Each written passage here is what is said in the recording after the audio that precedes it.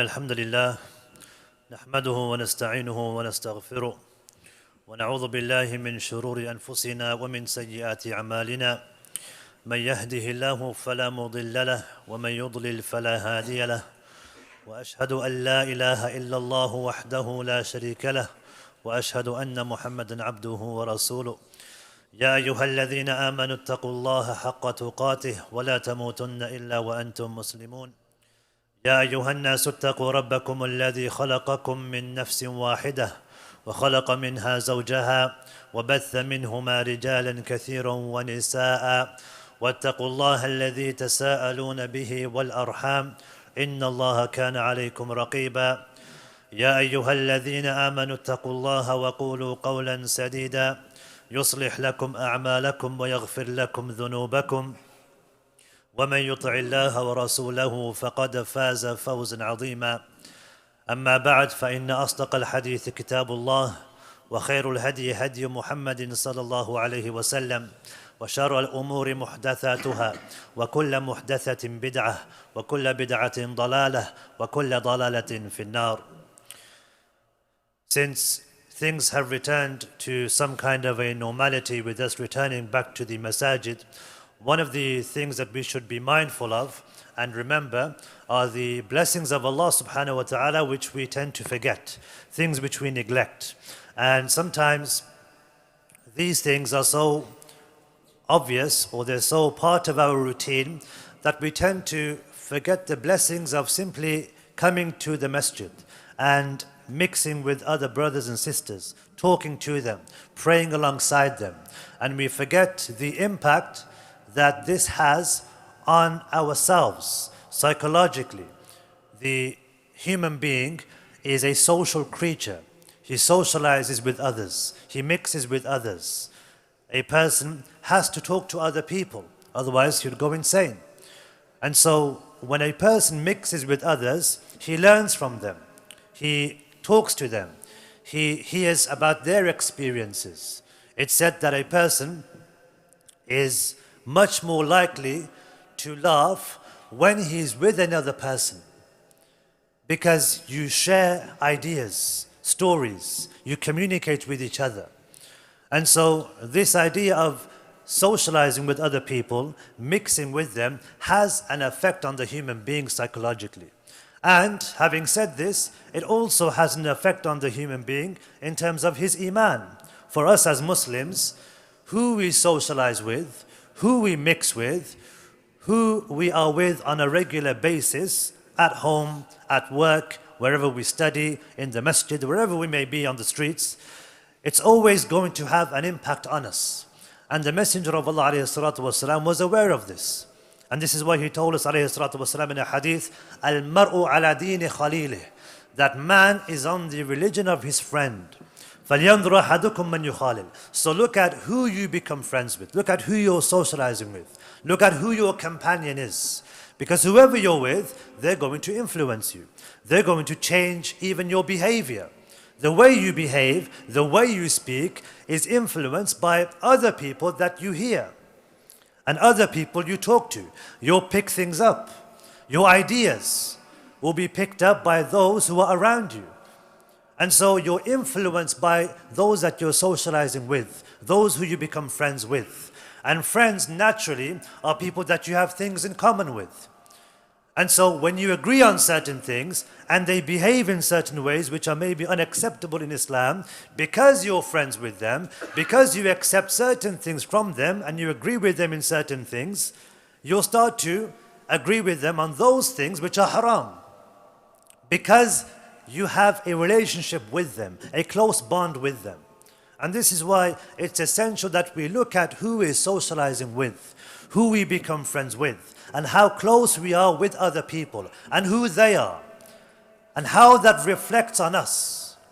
And that's why it's said that if you want to know who a person is, look at who he socializes with.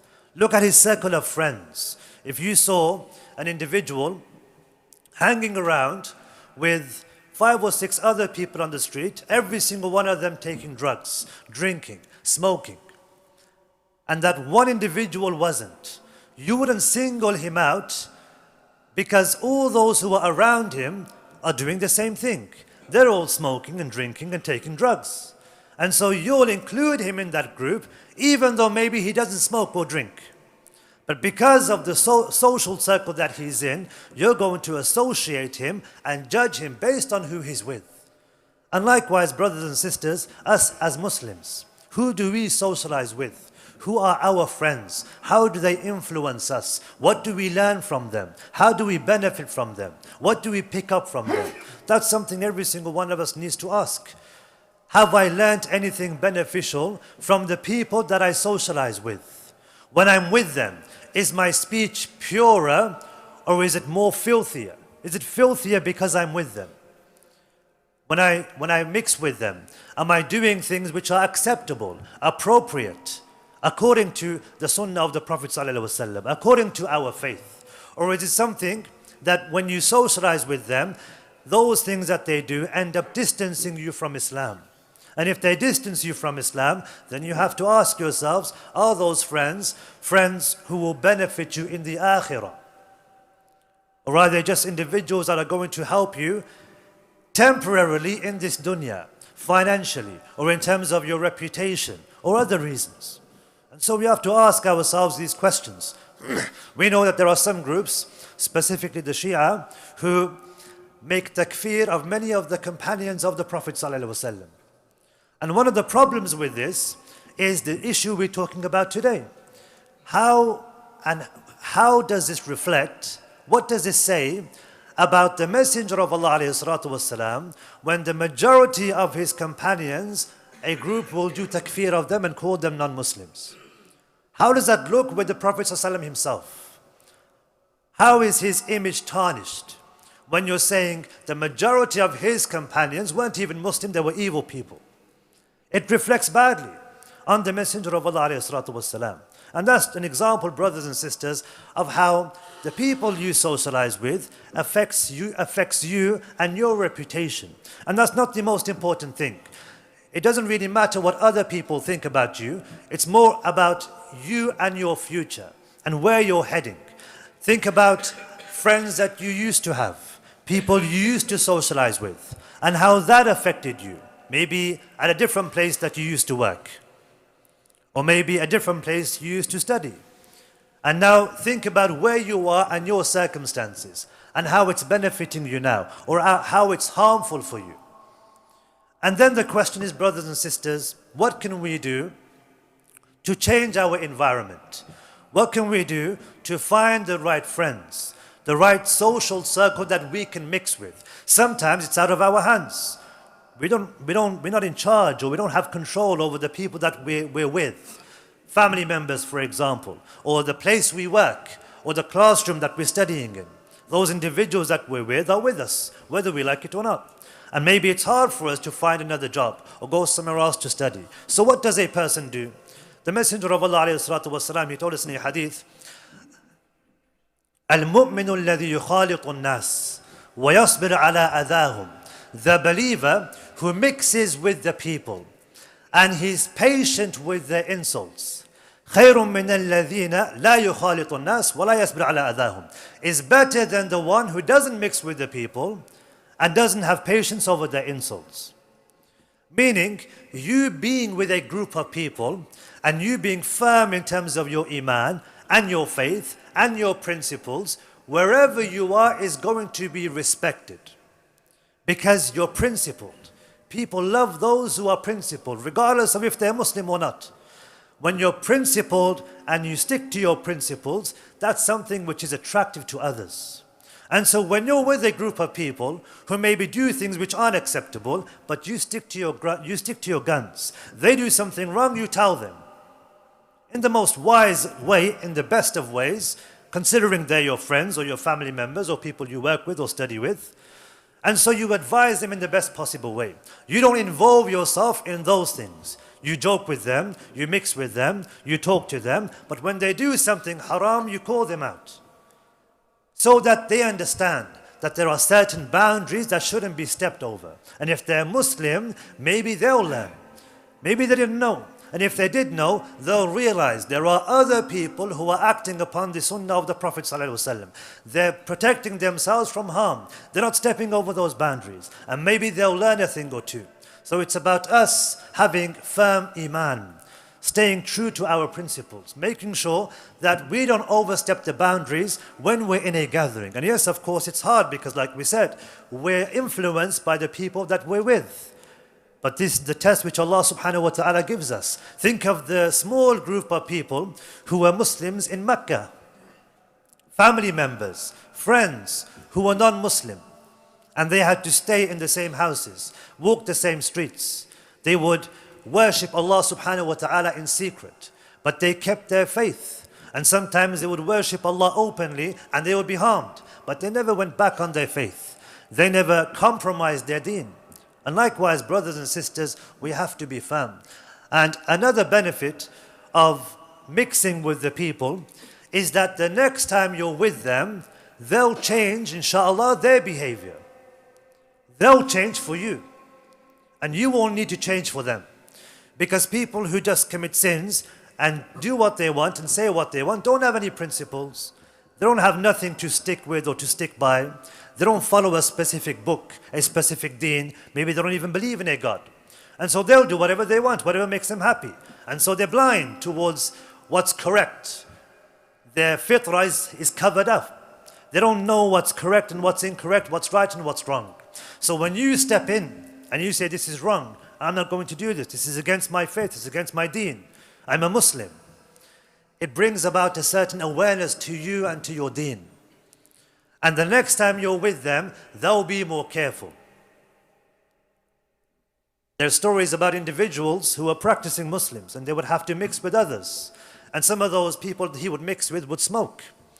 And so when they realized he was a Muslim and he never smoked, one of them decided to show more respect. So whenever that Muslim would come into their gathering and some of them would be smoking, he would tell the others, stop smoking. Put your cigarettes out. Don't smoke in the presence of this Muslim. And that's an honor for the Muslim. Because he realized and saw that Muslims don't smoke. And it's something which is against their faith. And so don't think, brothers and sisters, that because we are by ourselves or that we are few in number, that people won't listen to us or people won't respect us when we're in their social circles. But rather it's incumbent upon us to make sure that we change things ourselves. Of course, this deen was started by one man, the Messenger of Allah alayhi salatu wasalam. And there was only him. But through the grace and permission and power of Allah subhanahu wa ta'ala, everything changed. And so when a person has belief in Allah, he's firm in his faith, nothing will be able to stand in his way. أقول قولي هذا واستغفر الله لي ولكم إنه هو الغفور الرحيم.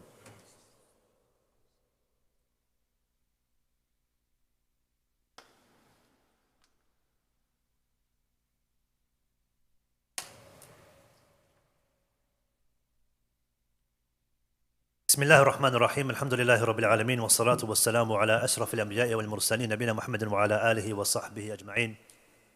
Brothers and sisters, we were talking about the importance of having the right circle of friends, people you socialize with, and how this affects you as human beings, because we are creatures of a societal nature. We want to be with other people. We want to be in groups. We like to socialize. And so the people that you're with influence the way you behave.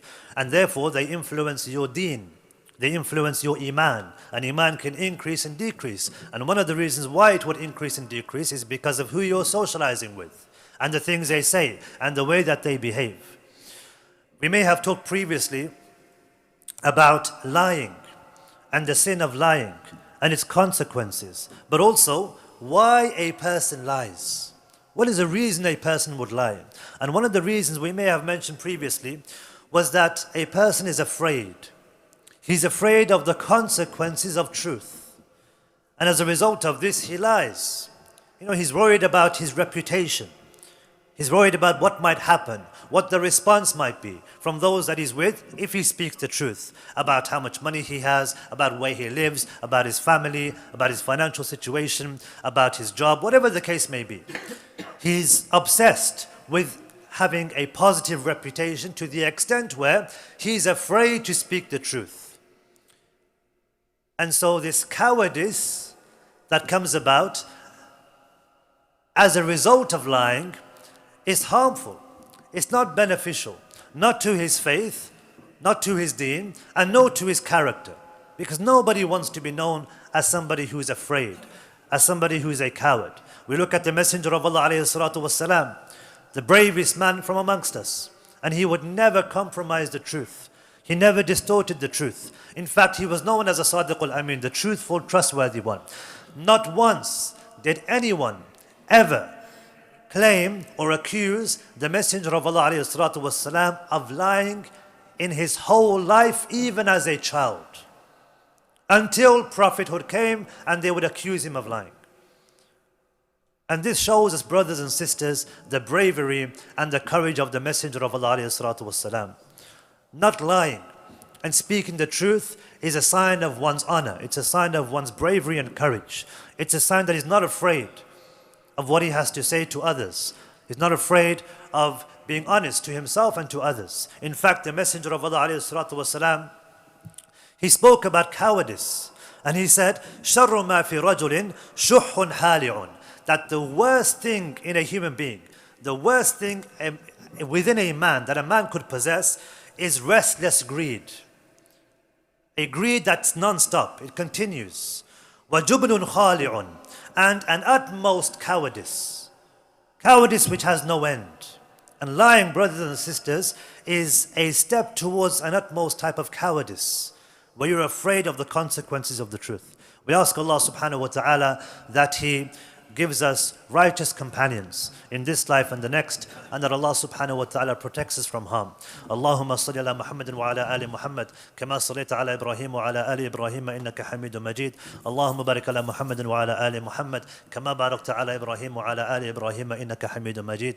Allahumma ighfir lil muslimina wal muslimat wal mu'minina wal mu'minat al ahya'i minhum wal amwat. Inna Allah ya'murukum bil adli wal ihsan wa ita'i dhil qurba wa yanha 'anil fahsha'i wal munkari wal baghi ya'idhukum لعلكم تذكرون فاذكروا الله العظيم الجليل يذكركم واشكروه على نعمه يزدكم ولذكر الله أعلى وأولى وأكبر والله يعلم ما تصنعون أقيموا الصلاة